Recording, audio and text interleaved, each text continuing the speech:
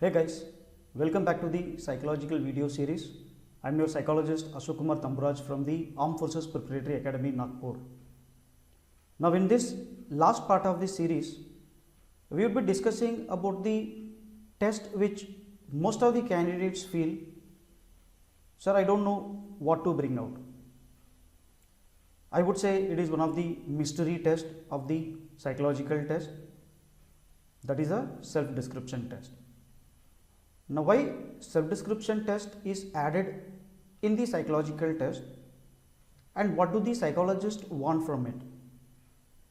Of course, we will be discussing in detail about all these things, but I thought it should be better if I tell you something much more in detail regarding the various other aspects of the testing procedure, the assessment procedure, and I feel you should know this before we start talking about the self-description. Now, what are these concepts? So, there are two concepts basically we are going to discuss, something which is quite known to you. The first concept what we have in mind is a concept of trainability. Now, we all know that you are being assessed in the SSB by various assessors. After that, there is something called training comes. You will be sent to the academy where you will be groomed up to be a gentleman cadet to an officer. Now, what happens in the process of training? That most of you must have seen the video, like you are mentally and physically prepared to face the challenges of the military life. But when the assessor is doing an assessment, that itself he is predicting how much a candidate can benefit from the training. So, that is one concept we will be discussing. And the second concept which we are going to discuss, of course, the personal information questionnaire, the PIQ. What is the role of the PIQ and how the psychologist uses his PIQ to get more data regarding a particular individual, his qualities. So, there are like so many doubts you have regarding the PIQ. So, we will be talking about these two things and then only we will be going to self-description. Now, why I have kept the self-description out at the last? So, you will understand it once we start discussing more about the concept of trainability. So, come guys, let us discuss the basics of the concept of trainability.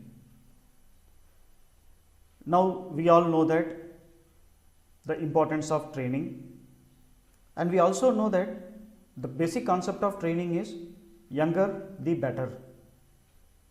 Catch someone young and train them, so you can mold them into anything you want. But this is the purpose.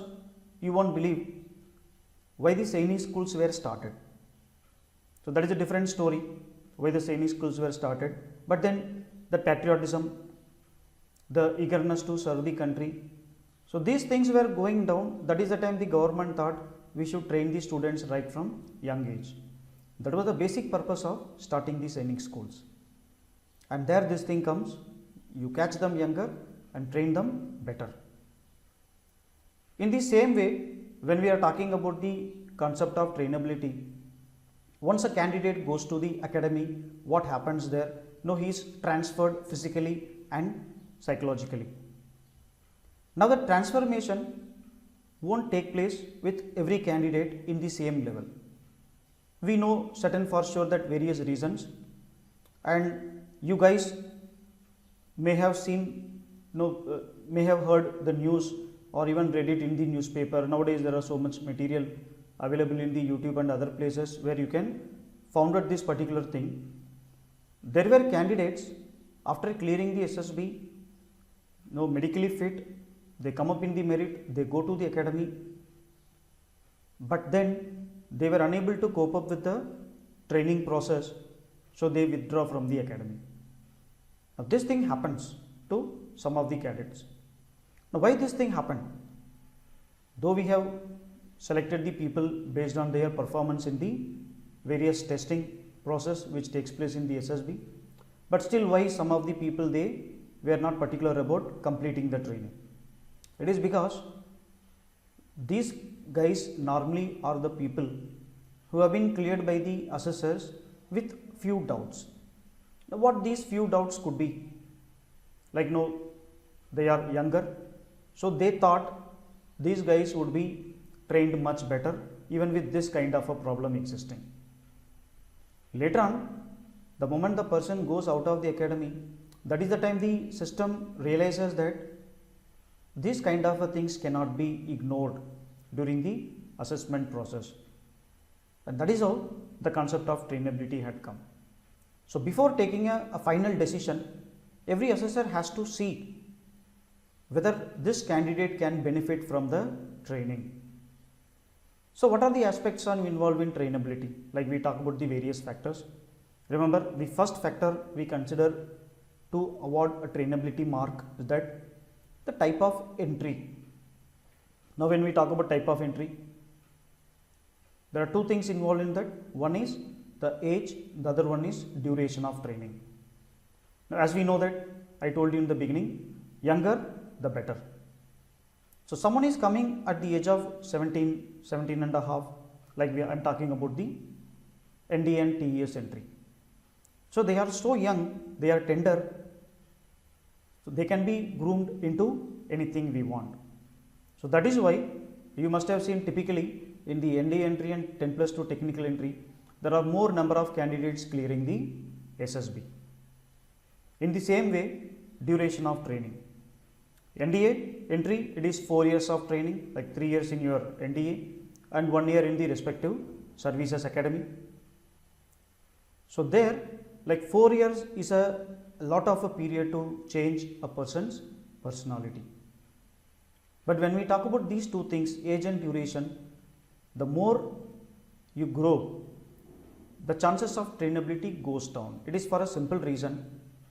At the age of 17, 18, someone is always considered to be immature. But someone is coming to the SSB at the age of 21, 22, and you know that maximum age is 27 in case of technical entry as well as certain other entries. And we do have a service entries where the maximum age limit is permitted up to 42, that is including your territorial army. Now I want to ask one question to you guys, just to think about it.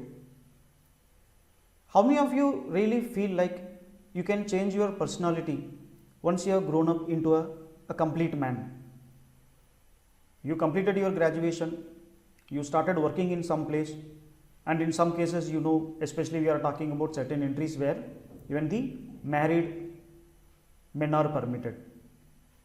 Such kind of places, after marriage you are having children, so what changes you are going to bring in your personality?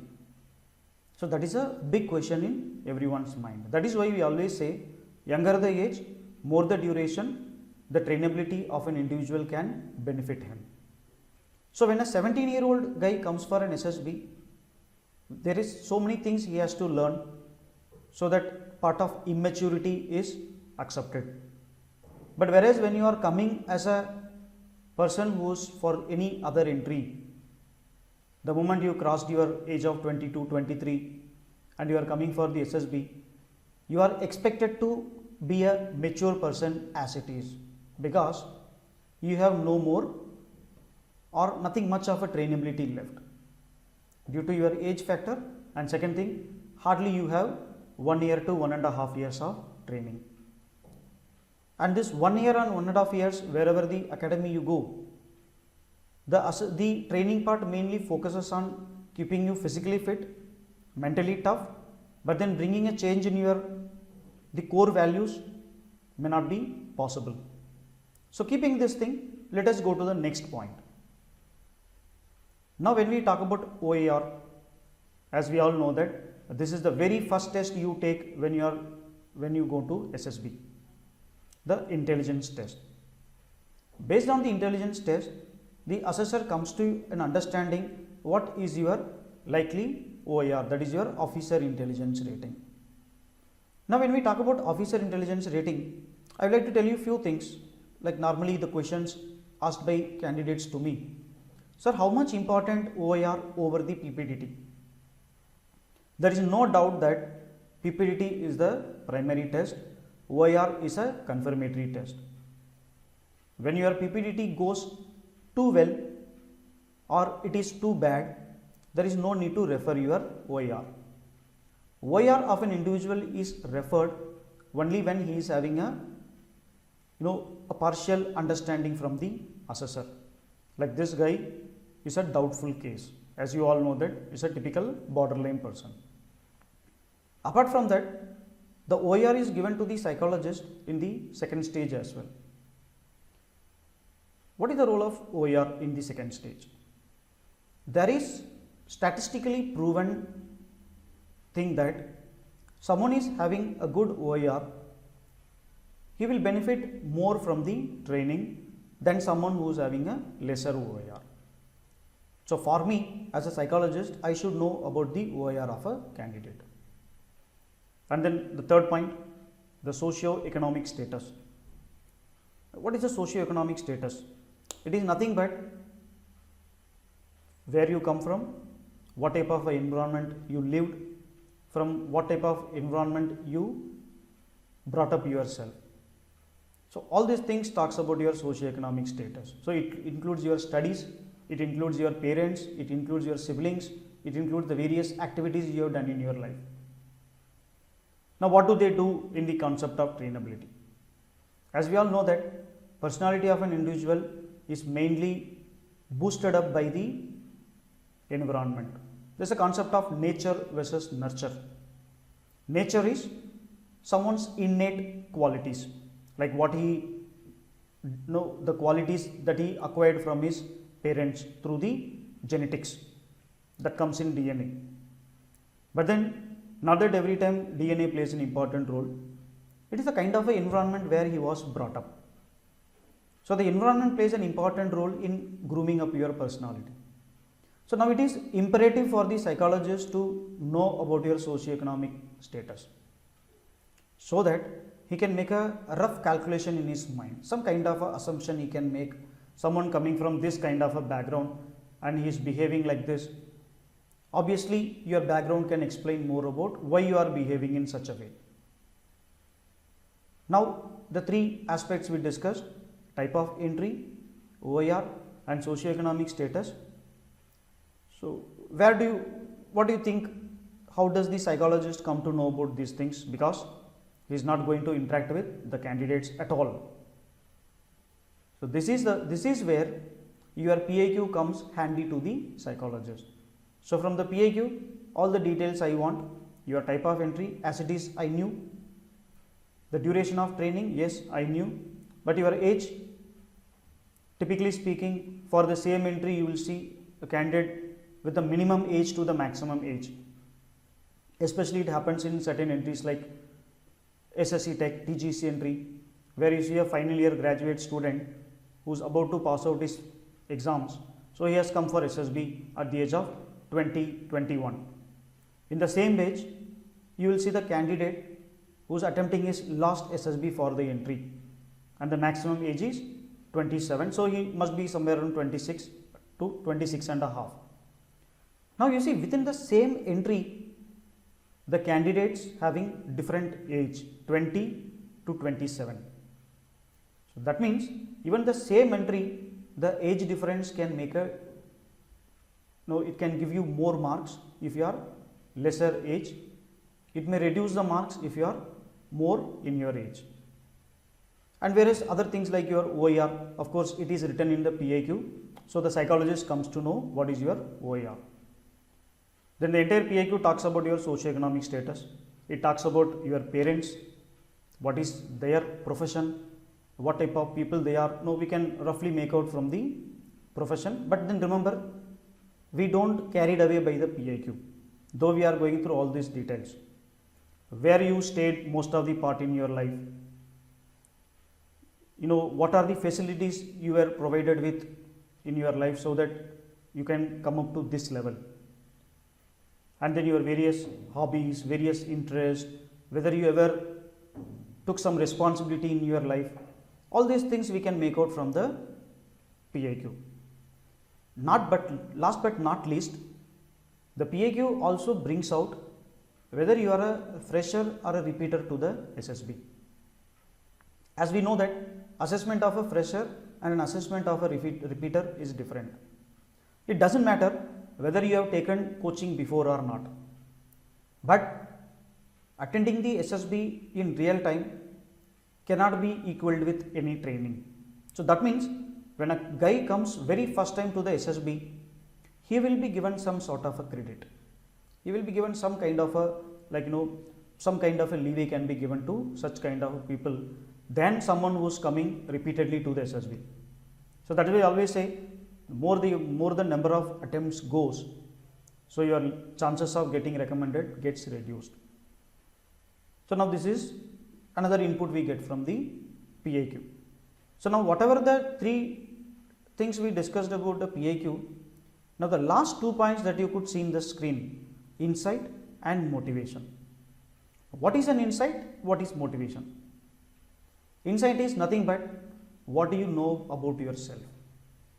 When we say about self, if I say simply, it is nothing but knowing about your strengths and weaknesses, what type of a person you are. I think you all must be now connecting to where I am leading the presentation. Absolutely, by now you must have realized that the insight is something we are talking about the self-description test. The moment we say about strengths and weaknesses, the opinion, it points you towards the self-description test. The other aspect of self-description test, what we want to get is your motivation. Now, what is this motivation? Remember, there is a motivation of joining the defense forces that is different. Here the motivation is how much you are interested in improving yourself. Now, as a leader, you should always ready to improve yourself, ready to learn something in your life. So, do you have that kind of a motivation? So, these are the two things the psychologist want to find out in your self-description. So, by now you must have understood one thing clearly, that the self-description and PIQ, they play more of a referral role rather than a major role. No psychologist would select a candidate or fail a candidate based on his PIQ and self-description. If he is doing so, then there is no use of conducting the TAT, WAT and SRT. That is why in our assessment it is always said, read the PIQ at the end of the assessment. You have a TAT, you have a WAT, you have SRT, you read them completely. Whenever you have a doubt, of course you can any day go back and refer to the PIQ. So now this is the one thing I would like to tell you regarding the concept of trainability, PIQ and the connection of self-description. So now with this, I would like to take you to the next part of the video, that is the self-description test. So what is there in the self-description test, what is expected, what you should do, what you should not do. So let us go on discuss in detail. Okay guys, so now when we talk about the self-description test, so first let us understand the concept of self. What do you mean by self? Self is nothing but who you are and what you are made of. We all know that what we are made of. We are made of nothing but feelings, emotions, thoughts, actions, behavior, because we are all human. We also know that animals do have feelings, animals do have emotions, they also have thoughts, they also act, they also behave. But then there is one thing that is differentiating between the animal and human, is that our ability to understand these particular feelings, emotions, thoughts, actions, behavior clearly and keep changing it as per the requirement. So that is why we always say that human is a highly unpredictable nature. You can easily predict an animal, a dog. You feed him one day, it will keep following you till it dies. But then we know that the other side of the human, you feed him for 100 days and you don't feed him on one day, immediately the next day he will forget. Because we tend to see things in a different way and we tend to adapt with the situations in a different way. So first, to understand about your own self, you must understand what type of feelings you have, what type of emotions you have, your thought process, how it happens, then what type of actions, and from this actions your behavior is reflected. Remember, That's why we keep saying in the TAT also, your action should bring out your behavior rather than the words. So keeping this in mind, let us go to the next one. When we talk about self, okay, the self is divided into 4 parts. What are the different parts of self? Like when we talk about a private self, what is a private self? Private self is something related to you and may be connected to someone who is close to you. Like the private self we talk about is highly confidential. It happens between 2 people or 3 people. For example, the family members.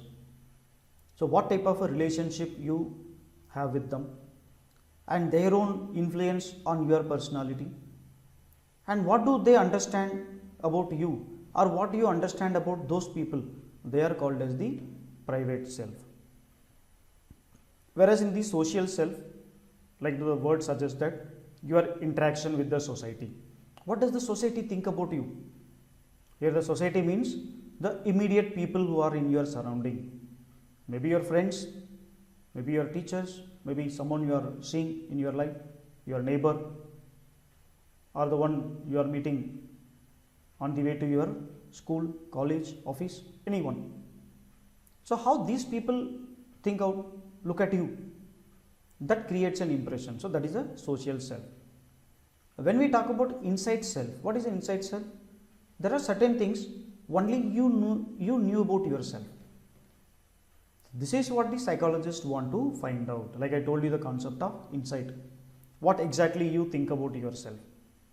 Something which is known to you only. And then of course finally there is something called repressed. What is repressed? Sometimes we tend to forget certain things about ourselves. Maybe related to our past events, like when you were young as a child, what you did, you may not be remembering everything now. Maybe few important events happened in your life, but then most of the events were already repressed in your unconscious mind.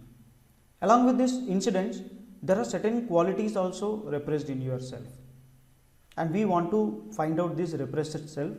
Obviously, you know, by now you must have understood that this repressed self is something which comes out in your TAT, WAT and SRT.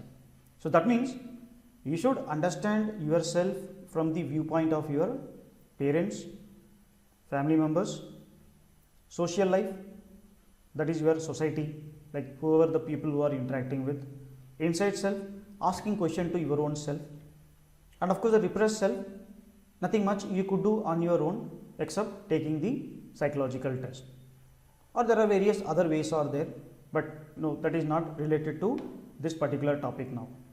But only thing you should keep in mind is that you should be knowing about yourself clearly. The more you know about your strengths and weaknesses, it would be easy for you to improve yourself. Now, this model, self-awareness model, some people keep asking me, sir, what should I do to know about myself? There are many things you come to know about yourself. The first thing, like people keep saying that, write a diary. So from morning till evening on a particular day, whatever has happened, so write it in a form of a diary before you sleep. If you keep this as a habit, over a period of time, when you go through a particular day, you will come to know in this particular day, like this was the situation happened and this is how I reacted to it. From there you will understand yourself, what kind of a person you are. So that is one way of looking at it. The other way is, now this self concept we are talking about, what you think about yourself, like your beliefs, your values, your attitudes, your behavior, feeling, opinion, everything it depends on your self concept. So what is the self concept is about? It is nothing but your opinion about your own self. Now understand one thing clearly. If you have a good understanding about yourself, you know exactly your present condition, it will be quite easy for you to improve yourself. At least you will make a better effort. So to give you one example, a guy who is studying in a class 12th, continuously scoring 80%, 90% in his exams. Now for that guy, if he makes an effort, he can score 100%. Whereas someone who is struggling to get the pass mark like 40%. What if that individual aims to score 100% in the final exam? Now whether he can achieve it or not, we are not discussing that.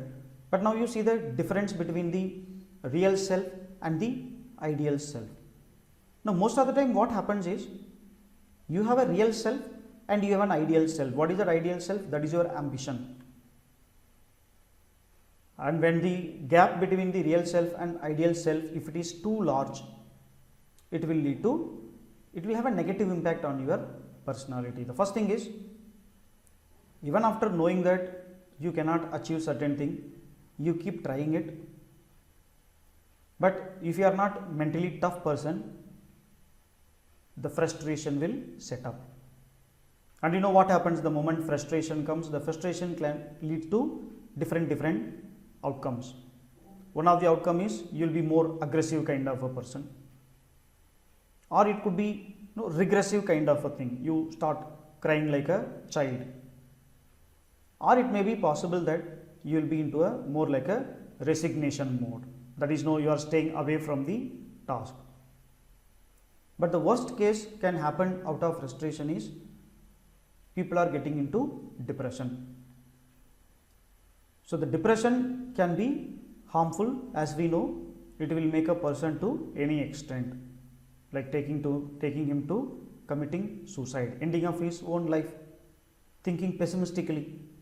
All this kind can happen if there is a frustration. And why the frustration comes? Because there is a gap between your real self and ideal self. Now I am not saying that you cannot achieve your goal, but then you may take your own time to reach to the ideal self. Maybe you have to put lot of effort compared to a person who is scoring 80%. A person scoring 40% definitely has to work double time, triple time, even multiple times. If you have that much interest in you, if you have that much motivation, if you have that much fire, then I would say yes, you can aim for higher. Sometimes what you can do is, don't always look for a long term goal. Sometimes you should look for a short term goal, and achieving these short term goals will give you more confidence to boost yourself. So that is how you can improve your self concept. So this is that self awareness model which we are talking about. Now coming to the self description test, what we do in the SD, how to improve your self awareness, what you can do. The first thing is introspection. What is introspection? Asking the question to your own self. Why I failed in this particular task? What could have been the reason?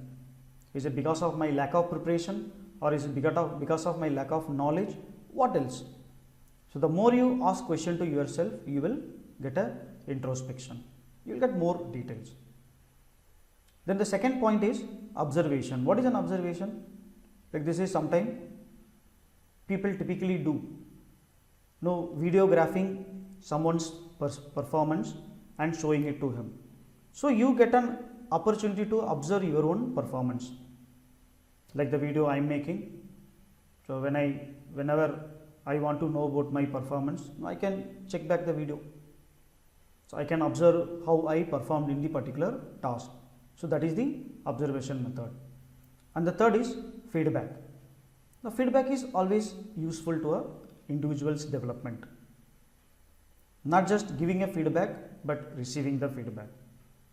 You give a feedback to your friends about what they should do, what they should not do in their life, what they are good, what they are not good. In the same way, you ask your friend for the feedback. So giving the feedback and receiving the feedback. So it cannot always be either receiving or giving. It should be giving as well as receiving. And finally, the assessment tools. What assessment tools can help you to get your real qualities? That is your TAT, WAT and SRT. Like we are talking about all the personality test which aims to bring out your real qualities. taking such kind of a test?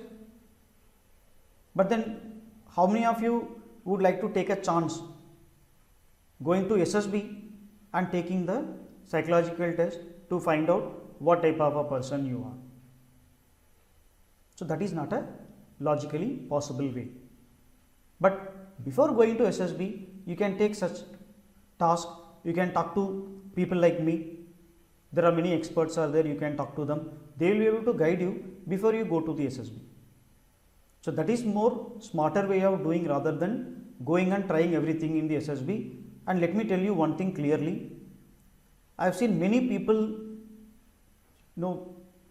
they told me, they've been remorse for doing such kind of a thing. They say that, sir, I wanted to go fresh and show my performance in SSB. I went, I got either screened out or conferenced out.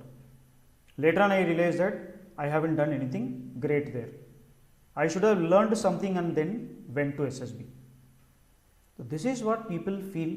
They feel sorry about their first attempt. And always remember, first attempt is the best attempt. If you want to clear a SSB in the first attempt itself, try to understand the process as much as possible and try to project yourself as a positive kind of a person. Now, understanding yourself and understanding of others. What you think about yourself and what others think about you.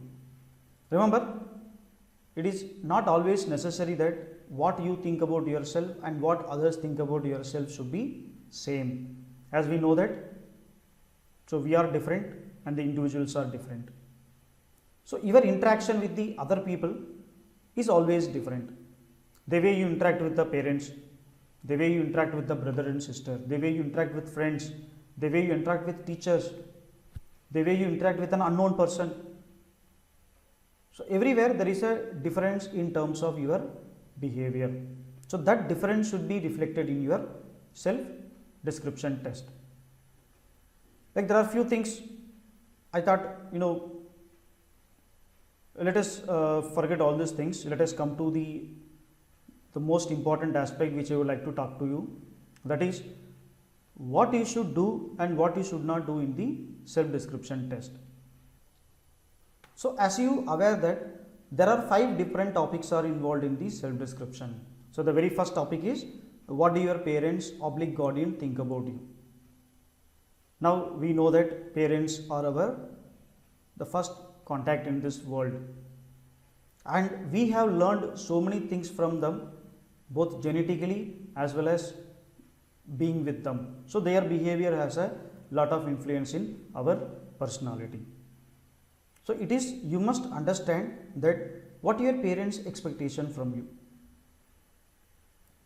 Like if I have to give you a few examples, suppose there is one candidate has written like this: my parents feel that I am a very sincere and obedient child, very affectionate towards brothers and sisters, respectful to elders, very responsible boy who remains calm in most situations. I am helpful and take care of all my family affairs, a good organizer and take leading part in organizing family functions. I am clear headed and my opinion is taken in all important matters. They enjoy my company. They are sure that I will bring good name and fame to the family. Now, this is what one candidate has written. Now, based on this self description, one thing the psychologist can understand is that it is a positive kind of a feedback what the parents had given. But then remember, opinion has to be always bringing out both the strengths as well as weaknesses. But here there are only strengths are shown, there are no weaknesses. So any psychologist, it looks like, this guy is trying to boasting himself just by bringing out the one side of a understanding, that is the positive side. I would even say that this is a single-sided self-description. If you want to write a good description about yourself, then please ask people to point out some of your mistakes, so that these mistakes can be brought out in the self-description, and then later on it can be improved, when you go for your training period. Don't take it that just by looking at your self-description or just that you have written some weaknesses of yours, the psychologist will reject you. It will never happen like that. If you see someone is saying that I am 100% sure that the person has got no knowledge about the selection process. In the selection process, again I am repeating, the primary test is your TAT, WAT and SRT. Self-description and PIQ are just the referral test. So don't worry too much about what the people say about your self-description. You should know about your own this thing. And the second one, what do your employer / teacher think about you? Like when we talk about parents, frankly tell me, how many of you feel your parents are such kind of a people, if you don't study well or if you don't work well at home, they will immediately send you out of the home. There may be few parents who are strict, but none of the parents will send out their children because they are not progressing in the studies or they are not progressing in the work. I would say parents try to give as much of their time as possible, as much of the facilities as possible to the children so that they can grow up in their life.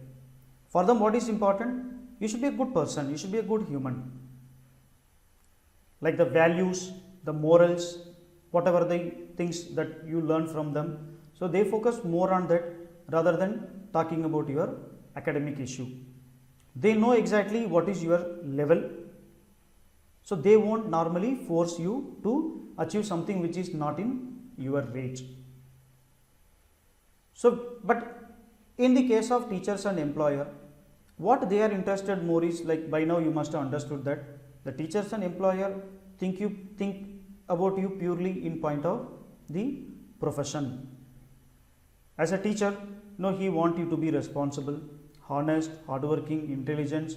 So the same way the employer also wants you. Accepting additional responsibilities willingly. Now additional responsibilities, accepting willingly, what do you mean by additional responsibility? Going to school, going to college, our main focus is studies. So we study, get good marks, pass out, that is a regular. Apart from studying, the guy is taking interest in participating in some sports, games. He is participating in co-curricular and extracurricular activities like NCC, NSS, some social service he is doing, or participating in some competitions, or he is doing some kind of a paper presentation work. All these kind of co-curricular and extracurricular activities which are not mandatory for a person to pass out, remember, but still someone is doing. That shows this guy is a multitasking person. And as you know, a leader should always be a multitasking personality.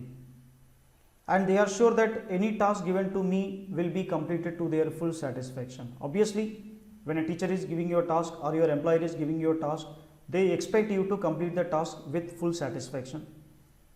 And your discipline, they will not do anything which brings bad name to the unit or the institution. Like being a good human, you should never bring a bad name to your college, school or your workplace. That is the main aspect of a teachers and employer. They feel I am good natured and remain always cheerful. So being a good natured person, always cheerful, like your employer is looking at you whether this person can be promoted to the higher ranks, can he be taken as a leader, at least promoting as a team leader for a 4 or 5 people. The similar way in your school and college, your teacher knows that okay, this guy can handle a small group, so let me make him a group leader. So that is what your teachers and employer expecting from you. So now you have to bring out these kind of positive things. Again, here there is no weaknesses are written. By now you must have understood one thing, that the teachers and employer main focus is on your professional knowledge, and then your behavior with your team, the behavior with your seniors and other people. So you want to touch about these kind of weaknesses, it is still accepted in the teachers and employer opinion. And the third aspect is, what do your friends and colleagues think about you? Like we all agree that friends are the best part of our life. They make our life cheerful, colorful, various things.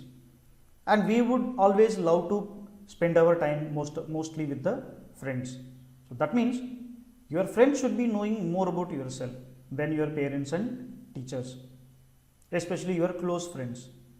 So what you can write, for example, my friends feel that I am the kind of a friend who's hard to find. They feel that I will always be there whenever they need me. They feel I am good company and no get together can be complete without my presence. So that means your absence makes a void in their life. My friends feel that I will always give them good advice and will not hesitate pointing out their mistakes. Yes, being a responsible friend, if you see your friend going in the wrong direction, you should point out him it is wrong and bring him to the right way. They feel I am jovial person and believe in creating happy environment. Again, there is no weakness written. So it is the same way you are expected to guide your friend in the who's going into the wrong direction. The same way, when you go into a wrong direction, there is your friend to stop you, point you out that you are going in the wrong direction and pull you back to the right track. So there is no harm in writing few weaknesses what your friends have seen in yourself. And then of course the finally, what kind of a person you are. Now remember, in this place you are supposed to be more elaborative rather than parents, teachers and friends. You should know exactly who you are, what type of individual you are, what type of strengths and weaknesses you are having. So there is nothing to hide here. So you are a hardworking, sensible, honest person, performing duty efficiently, learning from mistakes and never repeating them, sensible, dependent upon the highly dependable to complete on the task in given time, and balancing work, entertainment, social needs, all these things. Because most of the time people say that these are the weaknesses identified by some of the friends, family members, that you are unable to manage the time properly. So writing again the strengths and weaknesses at this part will make the psychologist think that you are a guy who knows about your exact strengths and weaknesses. Like I told you in the beginning of the test, beginning of the video, that if you know about your strengths and weaknesses, it will be easy to train you. Otherwise, if someone doesn't know about his weaknesses, so it becomes a problem for any trainer to point him out, this is your mistake, and then go on to improve. But then you are expected to be a mature person who is knowing about the strengths and weaknesses equally. And in the last paragraph, what kind of a person you want to be. So now the question is, you have written the first 4 paragraphs, parents, teachers, oblique employer, friends, oblique colleagues, your own self. All these places you have written more strengths and few weaknesses. Now in the last paragraph, what kind of a person you want to be, there are 2 things you have to write about. One is the already existing problem, how you are planning to improve. Second thing is there any new qualities which you would like to learn in the future, something you would like to develop in yourself. In that way, self-description, the last paragraph of the self-description would be much better. But normally I have seen people writing 2 things.